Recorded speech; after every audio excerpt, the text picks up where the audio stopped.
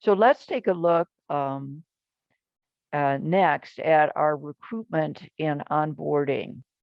And these are the 4 reports that are usually minimally used. You could just use the top 3, but I always like to include the engagement and retention as well. We have the top 3 reports. In terms of cost, it's going to be depending on the level in the organization. It would be 4 Harrison units for a manager level template. And the interview guide is always included in that initial report.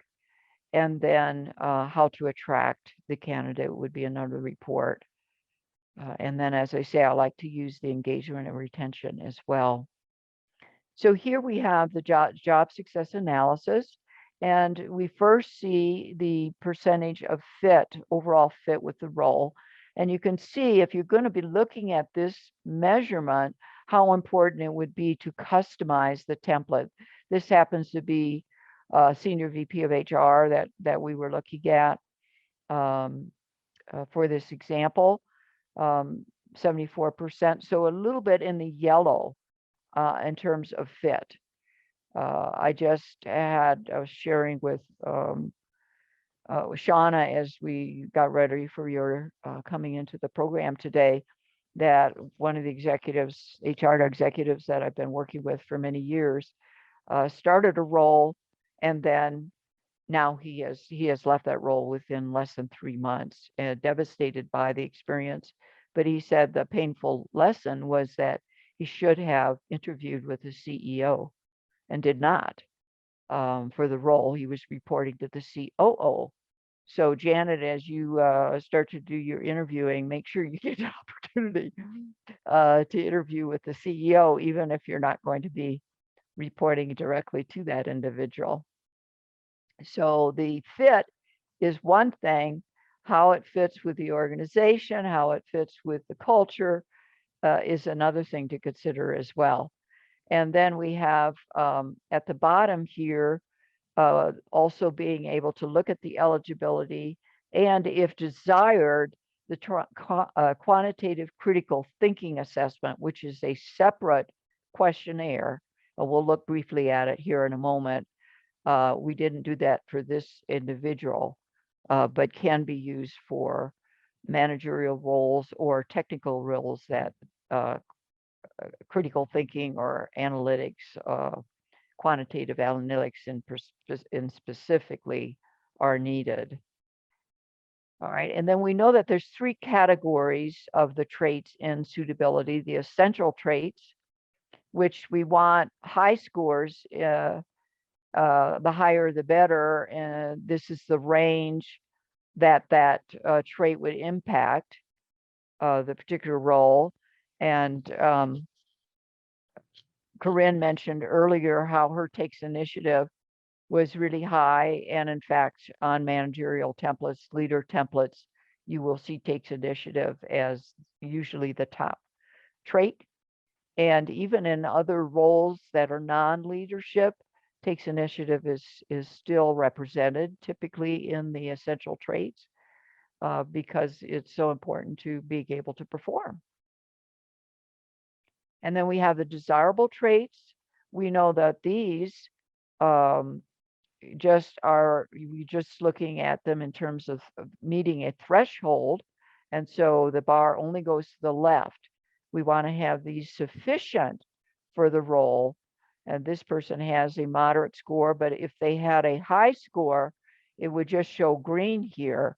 It wouldn't have any coloring to the right, as we see here in these essential traits. So they're just not weighted as heavily as the essential traits. And that's, of course, based on the benchmarking. And then here's some more desirable traits. And then the third category are those traits to be avoided, which are negative traits. And where do those typically come from? How are we measuring those? Those of you who've been certified?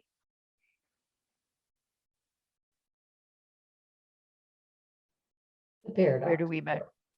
From the imbalances of the paradoxes, Yeah. correct. There are some others in addition to that, but those are the primary source of those combination traits that are being measured. And of course, with those, we want a low score. And in this example, we do have low scores, and therefore, again, it's just we're looking for if they're too high, whether they would create a negative impact for the traits to be avoided. All right, so for recruitment, the interview guide is very helpful for the interviewing process and includes all the traits that are in the template. Now, this is an older example here, but since this one was generated, Harrison now puts a couple of positive traits first. So someone who takes initiative as being very high might have that listed first.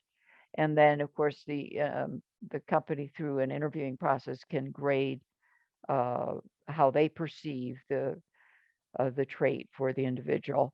And it has how that trait is defined, or how you might ask questions around it, and what you can look for in terms of that behavioral trait. So I really love this interview guide for the hiring process. And while you might not use every trait to ask questions about, asking a couple of positive ones, and then maybe honing in on those that are traits that are a little weaker or might have opportunity for development, to address those in the interview are very important as well. Dan Harrison just wrote a blog recently on the AI approach that Harrison uses.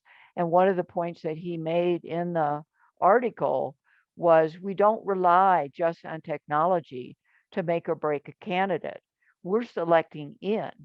And in that process of selecting in, we're going deeper through the interview process to be able to understand how the traits and various patterns of behaviors would impact the individual's success.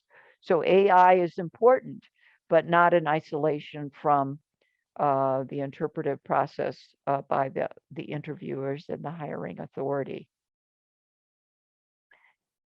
And this is a really helpful report on how to attract the candidate once the company knows who they want to hire, which candidate they want to make the offer to know what are the most important factors to that individual, and secondary factors that should be considered in making the offer, and what values are important to the individual.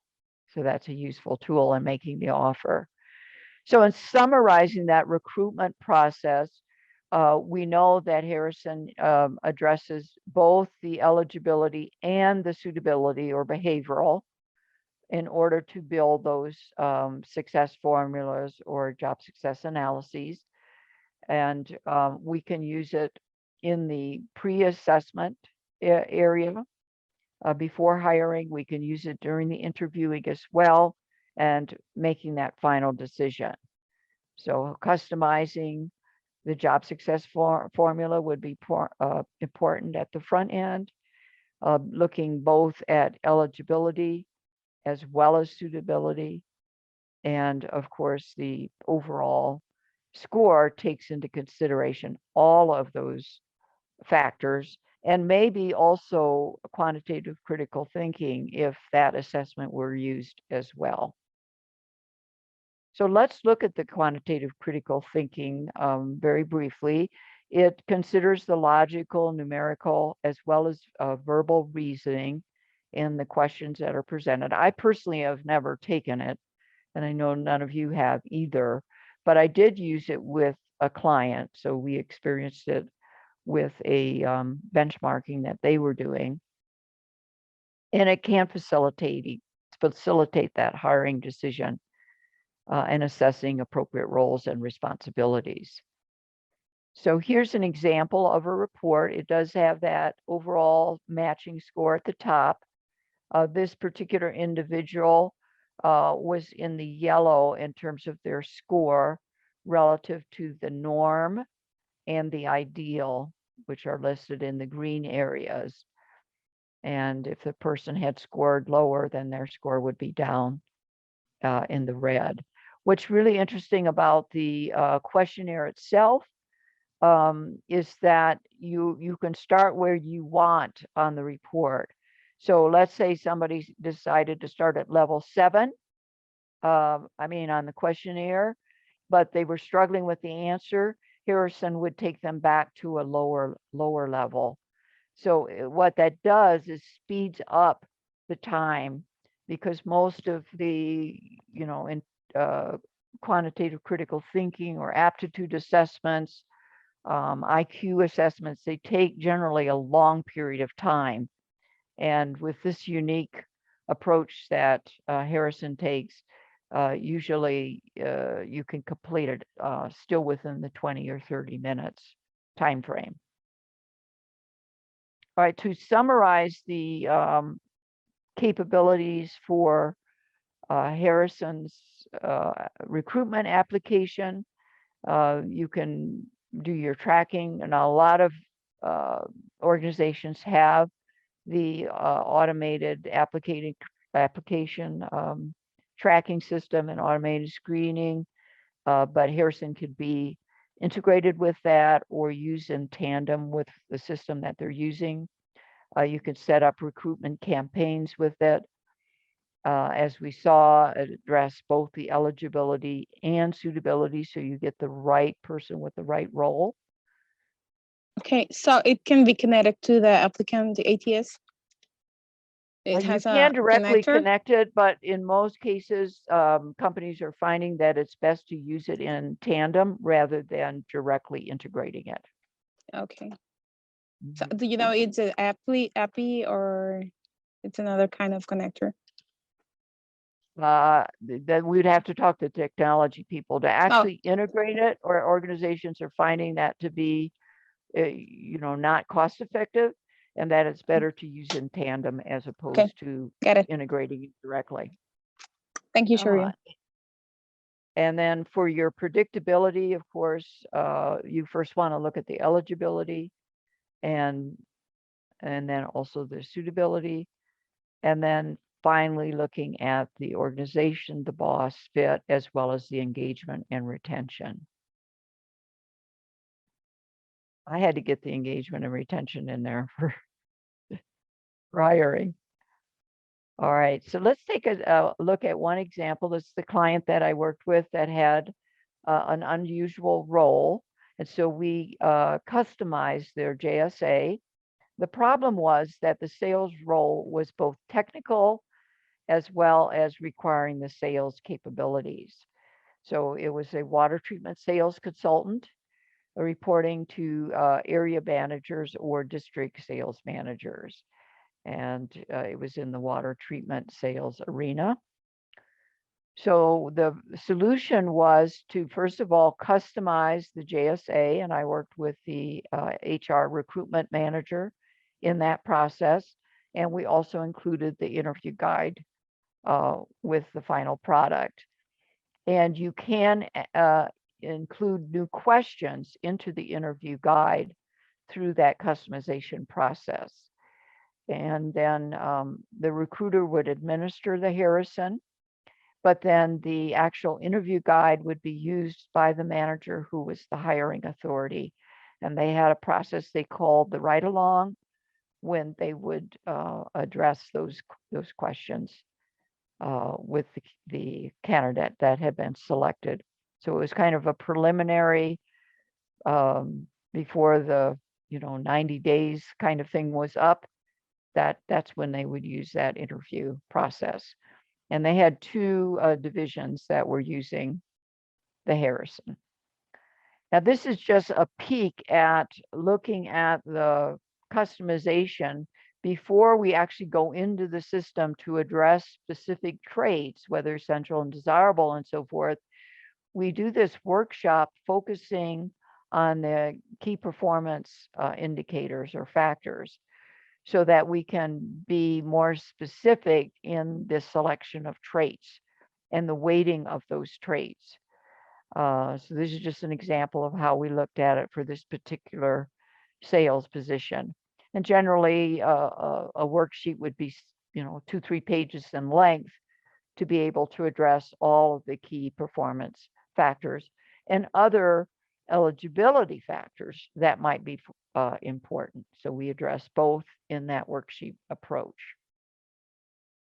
So the final product for this client, just showing, this is a report that you can generate to show all of the traits, how those traits have been rated in terms of importance. So anything above a 7.5 rating would be considered essential. And then this rating, it comes as a result of both importance of the trait as well as the frequency of the time that that trait is observed. So once we did that weighting process, and Harrison has some guidelines in there so that you don't overweight something, and that helps with the customization process. And then Harrison also does a final. If you stay within those guidelines, it automatically is usable. If you go outside those guidelines, then Harrison has a backup review process before the template is implemented. So they want to really be sure that a template will be predictive. And then these were the desirable traits, and these aren't all of them. I just truncated this so you could see that we had desirable traits and how that same importance of frequencies was important to the overall rating or factored into the overall rating. And those ratings can go lower, below 7.5. And some of them that are not, that don't appear here would be lower scores than we see. And then on the traits to be avoided, these being negative traits, they only are measured in terms of importance because we don't want to see them at all, right? So frequency wouldn't have applicability to the rating. So I want to see how that works. Anybody anxious to customize a template?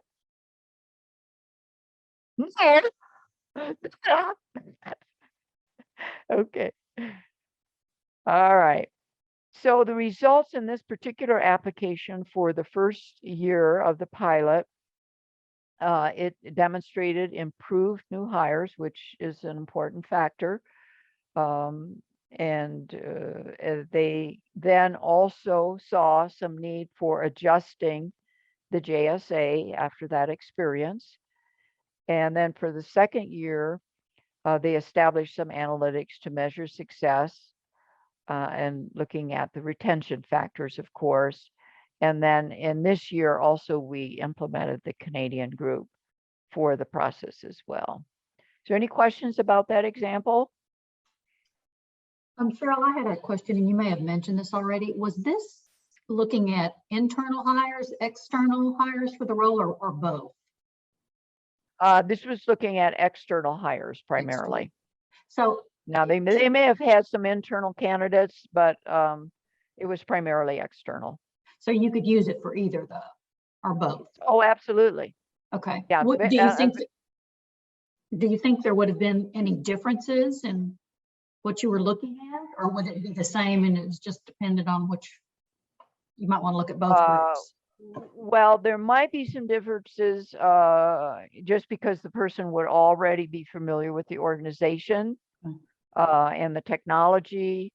So as in terms of eligibility, you might see some differences. Okay. But even on suitability, if they had, obviously the JSA was focused on position fit, but when they did the actual hiring, they would look at other factors. I remember one example that we used in some of the training of leaders who were going to be using the instrument. They had one candidate who was like almost a perfect match related to the JSA. But then when they looked at some of the other factors through the interview process, as well as the background check, that there were some things that concerned them. And ultimately, they did not hire that candidate. So that you can see where things like that could also be knowable, if you would, or experienced for someone who was already somewhere in the organization. Okay. All right, thanks. So there are some keys to success that are very important.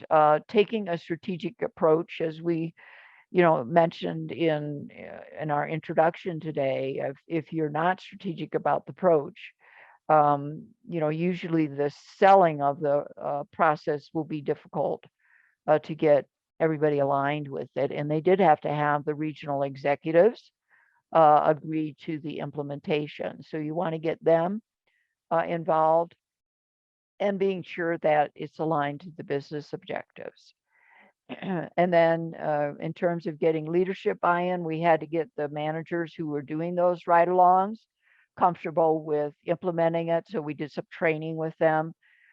Some of them did take the assessment for themselves. Of course, I always recommend any manager using a process to experience it themselves, just like I mentioned with this culture project that I'm involved with, for the senior leadership to be involved in the experience of it.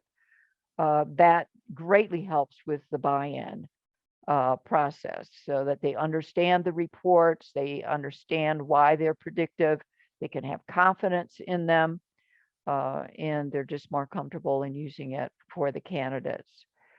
And I mentioned earlier the importance of engaging a champion to kind of lead the initiative and the implementation. Having that consistency in the way it's implemented and the way it's used and weighted in the decision process for hiring is also important. And finally, planning the implementations in terms of how you're going to measure success, how much time you're going to allow to begin to see those results, and to adjust for challenges and unique circumstances along the way are all very important.